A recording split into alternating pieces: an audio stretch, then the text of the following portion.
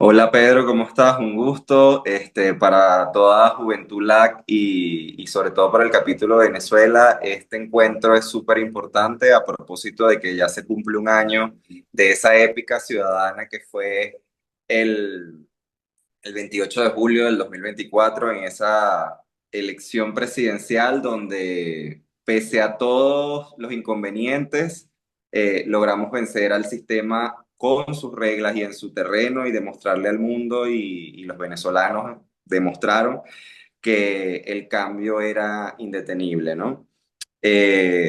Sabemos que, lo que viviste durante esos meses y ese año fue bastante duro y para nosotros es importantísimo escucharte y saber no solamente cómo viviste ese proceso, sino en tu rol como coordinador de asuntos internacionales del Comando y de Evento de Venezuela, esa relación con el mundo y cómo entiende lo que pasa en Venezuela. Y bueno, para nosotros es maravilloso poder escucharte porque eres un ejemplo a seguir y un modelo de inspiración para muchos jóvenes en Venezuela y en la región. Entonces, para nosotros es importantísimo esto. ¿Cómo estás? Y bienvenido a este espacio. Bueno, gracias, José. Gracias por el espacio. Por supuesto, a ti, a toda Juventud LAC por este espacio, perdón que me entró aquí una llamada, disculpe. Perdón, pues me entró una llamada.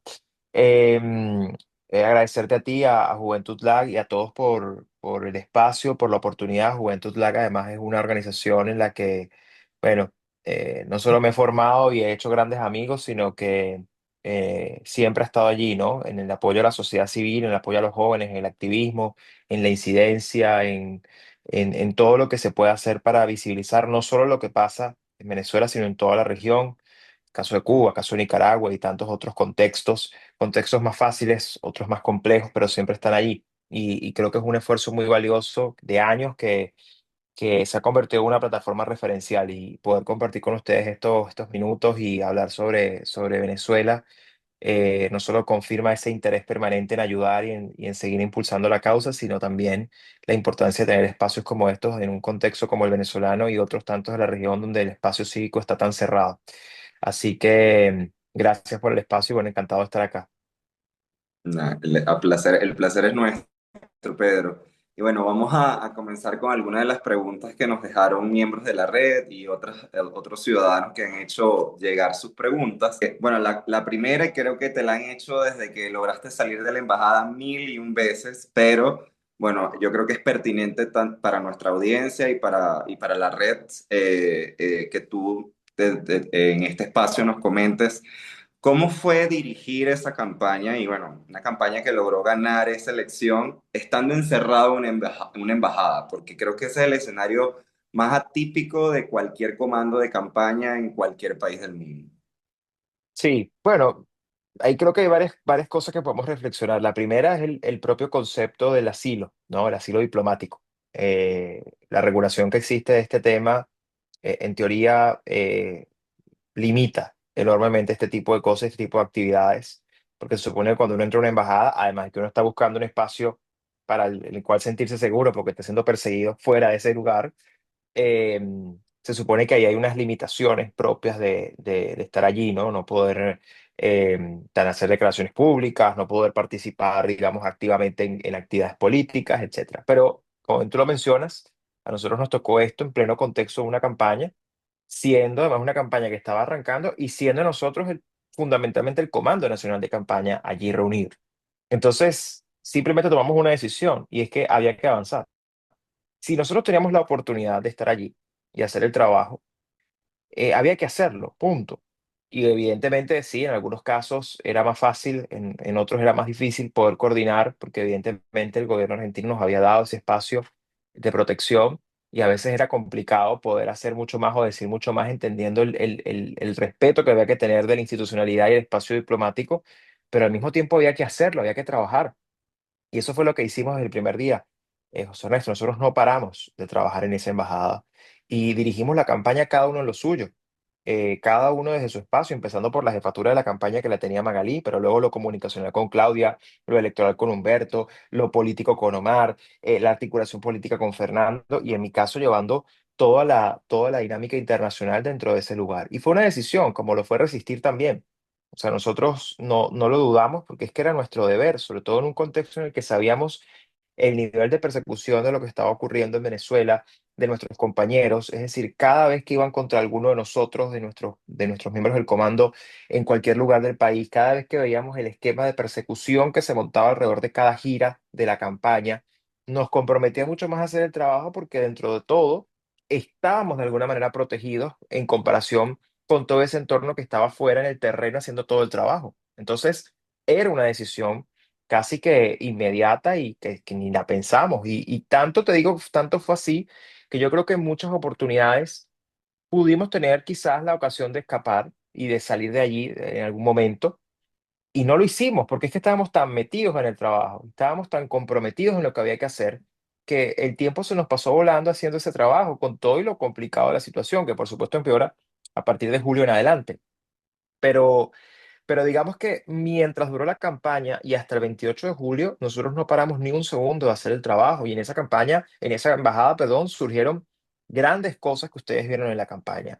Desde los diseños de los pendones de la campaña, desde la articulación para los invitados internacionales, los que prácticamente ninguno pudo entrar, muy pocos pudieron entrar, entre ellos Juan Carlos aquí de Juventud LAC fue de los pocos privilegiados que pudo hacerlo.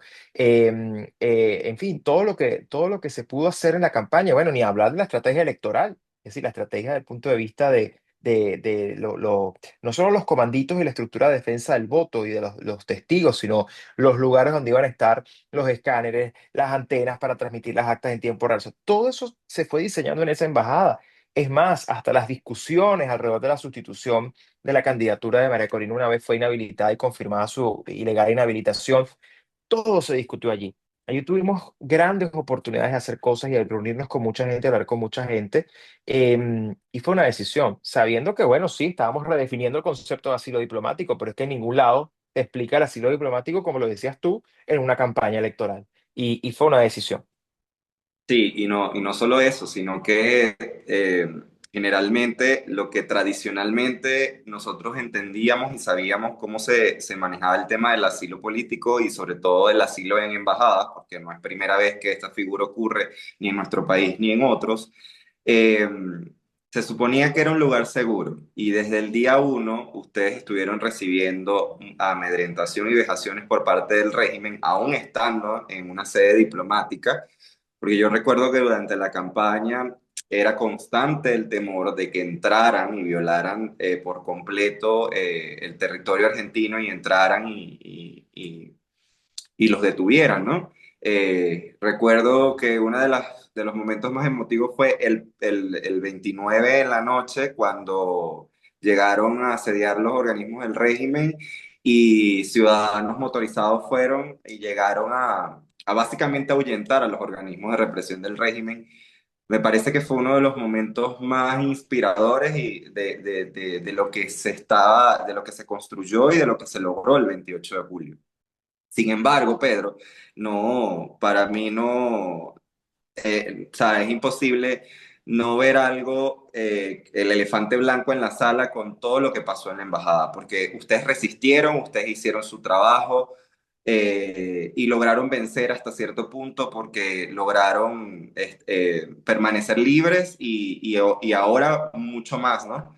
Pero siento que el derecho internacional, no sé si falló, pero dejó mucho que desear con la situación que vivieron ustedes dentro de la embajada. Sí, me hiciste recordar justo ese día, hace 29, que fue muy emotivo. Además, recuerdo, era el pleno momento del apogeo, ¿no? De toda la respuesta de la gente frente al robo descarado de esta elección y además de lo que habíamos logrado. Recuerdo que además esa reacción de la gente viene, no, digamos, obviamente tuvo un componente importante de espontaneidad. La gente quería ir, quería ver cómo de alguna manera ayudar, pero además también recuerdo que había otro grupo que estaba en la sede del comando de campaña en Bejucal y había una conferencia de prensa de María Corina y Edmundo en ese momento y estaba pasando lo que estaba pasando, ya estaba llegando gente a la residencia y allí la misma gente decidió, bueno, ¿qué más podemos hacer? Y todos vámonos para la embajada y fueron a la embajada y en efecto ahuyentaron a los cuerpos de seguridad, que luego en la noche volvieron, pero sí creo yo que fue un ejercicio muy importante, no solo de valentía de parte de la gente y de determinación, sino también de fuerza. Yo creo que fue una enorme muestra de fuerza de esa sociedad que sabía lo que había logrado el 28 y que sabía lo que estaba dispuesta a hacer, ¿no? Eh, Luego esa noche, al día siguiente, siguió el asedio, duró unos días más, después nos enteramos que en efecto sí había una intención genuina de entrar ese día, luego, bueno, se frena, entre otras cosas por eso, porque la gente pudo hacer un muro de contención, pero sí, yo coincido contigo, yo creo que hay enormes reflexiones alrededor del papel de la diplomacia, eh, tanto en el terreno como desde el punto de vista de lo que es el derecho internacional. Yo sí creo que falló en muchos temas y en muchos casos de nuestras denuncias. Creo que falló incluso en algunos casos, no es que ni siquiera llegó tarde, es que no llegó. Y creo que eso evidentemente a todos nosotros nos tiene que hacer reflexionar sobre el papel de las instituciones internacionales y el rol del derecho internacional, sobre todo frente a contextos como el que estamos viviendo en Venezuela, porque evidentemente yo no dudo que lo que está escrito y lo que hoy existe funcione en contextos democráticos, pero no funciona en contextos como el que enfrentamos en Venezuela con un régimen criminal que es capaz de hacer lo que hace y que decidió además hacer una embajada, convertirla en prisión, hacerla propiamente una cárcel. Entonces, evidentemente ya hay enormes desafíos, ¿no? Yo siempre lo pongo como ejemplo desde que salí, eh, cuando sobrevolaban los drones iraníes o de otro tipo que sobrevolaban, que los identificamos sobre la embajada de diversa naturaleza, porque fueron varias veces, varios drones de diversos tipos. Em, Obviamente eso dentro de la lógica convencional y dentro del derecho internacional formalmente no es una violación del espacio territorial de la embajada ni de su recinto, porque bueno, no son personas uniformadas o cuerpos de seguridad entrando, irrumpiendo en la sede, pero es, al final es un dispositivo empleado por organismos de represión del Estado que igual ingresa a la embajada y sobrevuela un espacio que se supone está protegido por el derecho internacional. Pero eso no está estipulado en los reglamentos. Entonces, eso te pone un poco en evidencia las vulnerabilidades y las deficiencias que hay, como lo mismo el asilo o la misma idea de la clandestinidad en el siglo XXI, en un momento donde la hiperconectividad es necesaria, donde el caso de María Corina es emblemático. Tiene 11 meses en clandestinidad, está encerrada en un lugar donde hace lo que hace, pero está conectada con el país y con el mundo. Eso era impensable hace décadas atrás, porque, bueno, la clandestinidad se asumía como el desaparecer por completo, ¿no? Entonces, son desafíos, son temas que son parte de la discusión que hay que dar sobre, bueno, ¿qué más se puede hacer? Porque en nuestro caso, como te digo, en algunos casos llegó tarde, pero en otros casos ni siquiera llegó. Y al final nuestra salida a esa embajada se dio bajo una dinámica y una lógica y una operación no convencional, porque es que lo convencional falló. Y entonces eso también demuestra que la salida de Venezuela y la aproximación para derrotar a un régimen criminal como el que enfrentamos precisamente tiene que ver con el uso de mecanismos no convencionales o de organizar no convencionalmente estrategias que se basan en herramientas convencionales.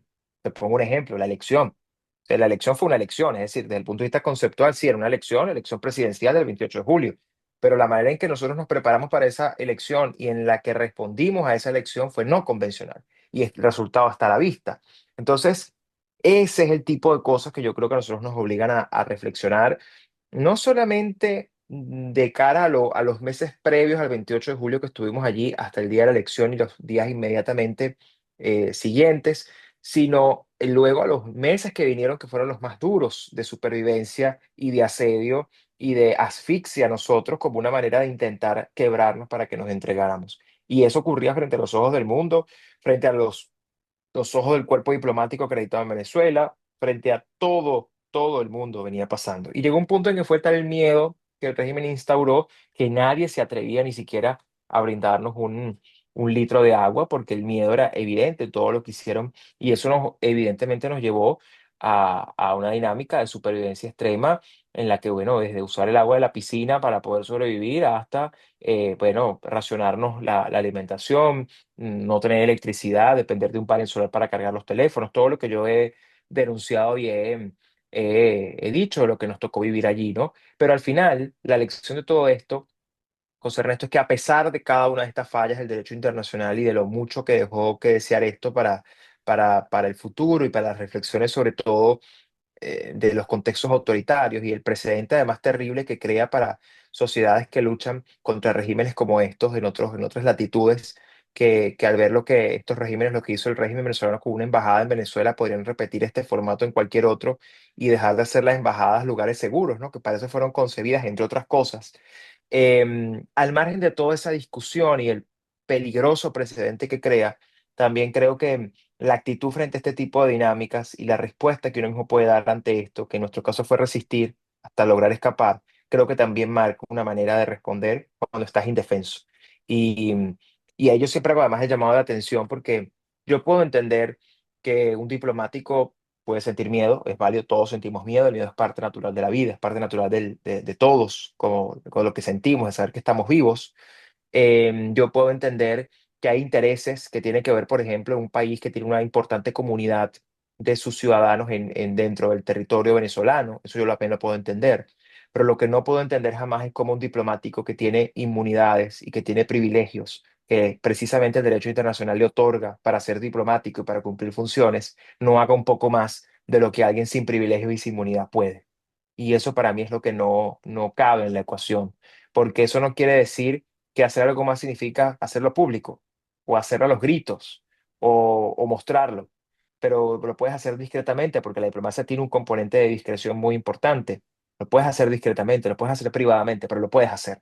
Y lo puedes hacer más que cualquier otro que está perseguido o que está en una situación de indefensión. Y eso es lo que a mí nunca me va a quedar lo suficientemente respondido de por qué esa respuesta no la recibimos de quienes podían haber hecho algo más y no lo hicieron. Sí, es así. Y en definitiva, los regímenes autoritarios y antidemocráticos no son los mismos del siglo XX.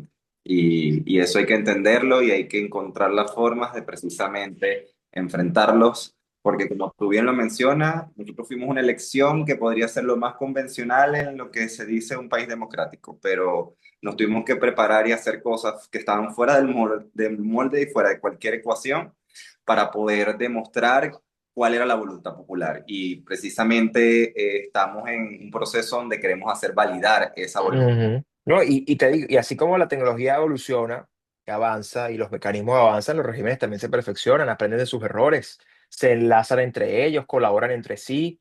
Las autocracias cada vez son más colaborativas entre ellas en cuestiones de represión, en cuestiones de tecnología, en cuestiones de prácticas. Y tenemos que aprender de eso para el bien, porque obviamente ellos lo hacen para el mal. Nosotros tenemos que aprender de eso para el bien, porque al final ellos están ahí cada vez pues colaborando más entre sí e incluso en sus propias dinámicas criminales, son cada vez más integrados, ¿no? Es así y creo que los demócratas del mundo y las democracias del mundo también tienen que empezar a trabajar y articularse precisamente para enfrentar esos nuevos paradigmas. Pero por eso va la siguiente pregunta, Pedro. ¿Qué espera Venezuela o qué esperamos los venezolanos precisamente de ese mundo que observa tanta violación de derechos humanos que ocurren en Venezuela y a quienes le demostramos que el 28 de julio ganamos, Venezuela ganó y allí están las pruebas del resultado? ¿Qué esperamos del mundo para ayudarnos a hacer cumplir esa voluntad expresada hace ya casi un año? Tú acabas de decir algo muy importante, que es que el mundo observa, y yo creo que estamos cansados de que el mundo observe. Yo creo que estamos ya lo suficientemente hastiados de que el mundo observe, y obviamente procuramos que haya mucho más que observación, sino que haya acción.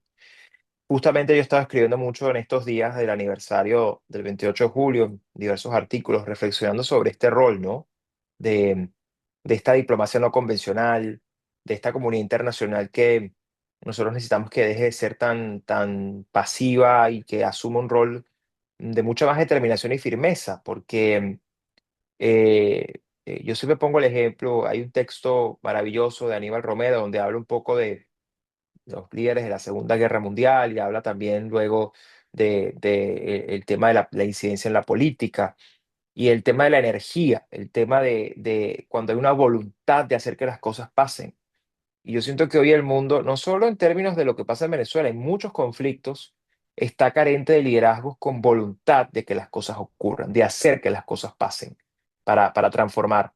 Y pareciera que hay una tendencia más a intentar contener la maldad que a confrontarla y que a derrotarla.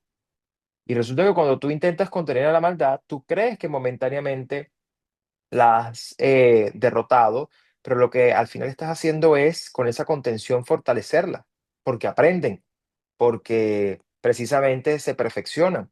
Y es donde yo creo que está el error de lo que nos ha tocado enfrentar, digamos, de esta lucha permanente para que la comunidad internacional haga mucho más.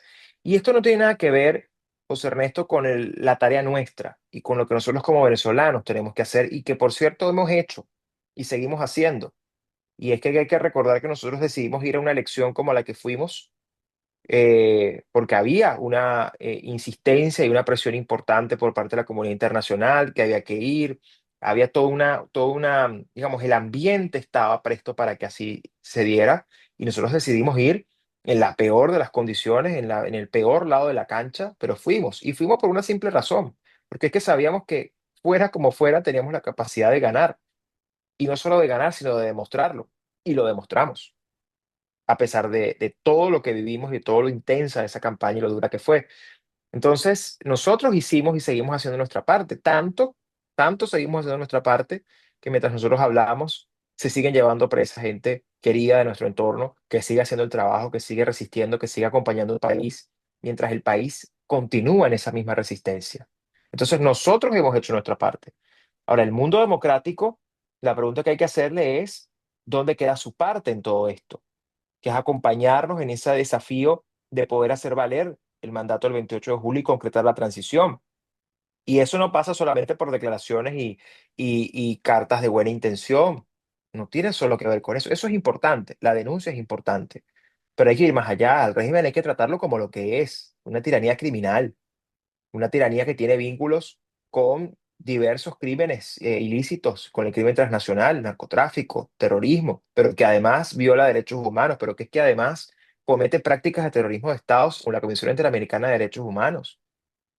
Entonces, ni hablar de sus alianzas extrarregionales con actores ajenos a Occidente y a nuestra visión, nuestros valores compartidos como región.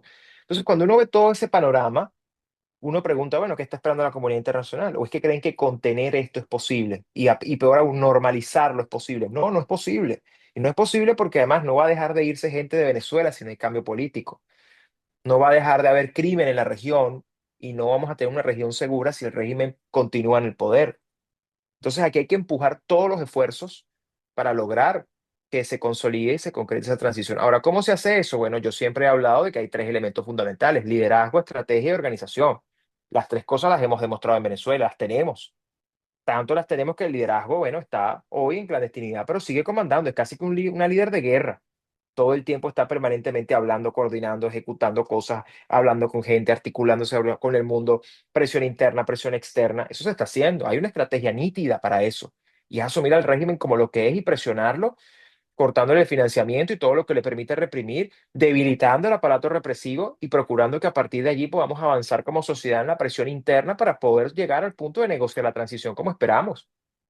Y bueno, evidentemente hay una organización para eso que hoy en este momento es una organización obviamente de mucho más cuidado, porque la represión es altísima, el costo es muy alto, mientras no podamos disminuir ese costo represivo y mientras no podamos debilitar ese aparato represivo, entonces allí está la gente organizada, pero lo hace en clandestinidad, lo hace en silencio, lo hace para cuidarse, pero lo sigue haciendo. Entonces nosotros seguimos haciendo lo nuestro. Y el liderazgo, el rol fundamental del liderazgo, José, y yo lo he dicho reiteradamente también, el rol del liderazgo en cualquier circunstancia, pero en especial en una circunstancia como la nuestra, es alinear los tiempos de la diplomacia convencional, que no son tiempos precisamente de urgencia y no son tiempos de emergencia, con los tiempos de la urgencia de Venezuela. Eso es lo que tiene que hacer el liderazgo, pero alinearlos además trayendo los tiempos de la urgencia para acá, y los tiempos de la diplomacia para acá, ¿no? Entonces, ahí estamos. Y es donde, bueno, sí, no es fácil. Nadie tiene un manual de cómo se derrota un régimen criminal, ni tampoco hay un calendario en el que yo te pueda decir en esta fecha lo tumbamos al régimen criminal. Eso no existe, no hay manera de hacerlo. Ahora, obviamente, implica hitos, implica ir logrando cosas, implica ir haciendo cosas, y en eso estamos. Ahora, no es fácil, necesitamos mucha ayuda, seguimos articulándonos, seguimos haciéndolo, y bueno, estamos ahí. Claro, y en definitiva alguien tiene que ponerle el cascabel al gato, eso es necesario. Y en definitiva, como tú mencionas, y lo mencionó incluso Magalí, Venezuela no es estabilizable, es liberable, porque es un problema que no sirve ignorarlo, no va a funcionar ignorarlo, ni intentar contener el mal como tú así lo mencionas, porque la verdad es que es un problema que es un problema, es una tragedia nacional, pero que trae múltiples problemas a nivel de la región, incluso Occidente. O sea, la diáspora va a seguir aumentando porque el ser humano siempre va a ir en busca de su mejor porvenir, su mejor bienestar.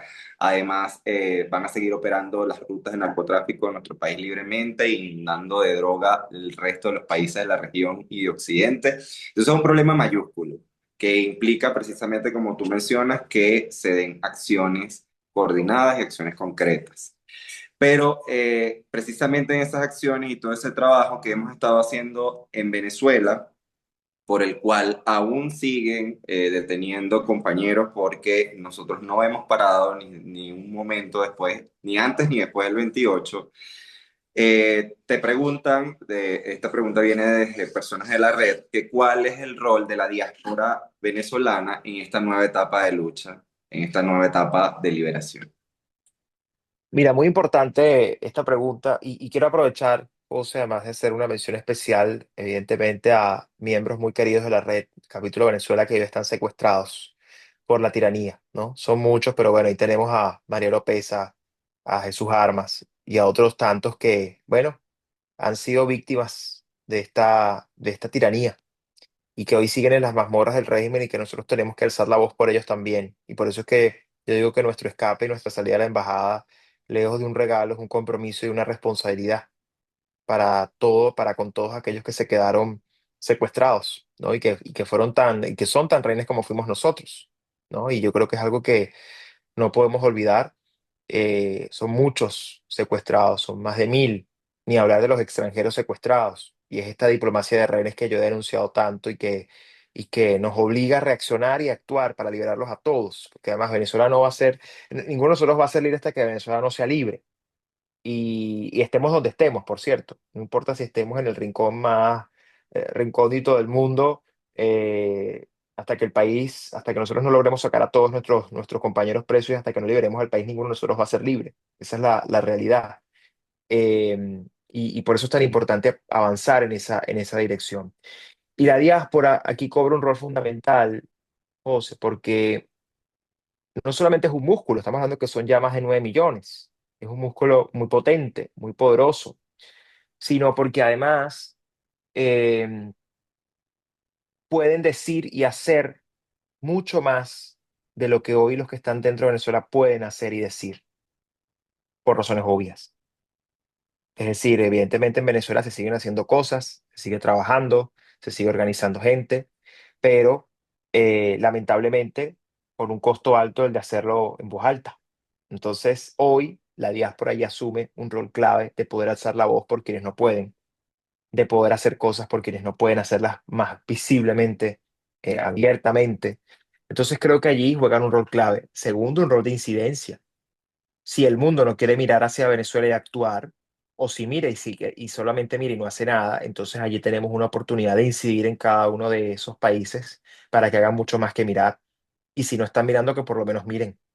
Eso también es parte de lo que nosotros tenemos que procurar como activistas alrededor del mundo y no solamente hablar en nombre de los venezolanos, su situación migratoria, que también es muy importante, sino también, digamos, de lo que están fuera, sino también de lo que está pasando adentro del país y recordar todos los días a todo el mundo lo que está pasando en Venezuela y que esta es una lucha que además no compete solo a los venezolanos, sino también a los cubanos, a los nicaragüenses, a todos los que están buscando un país, una nación a la cual volver en libertad.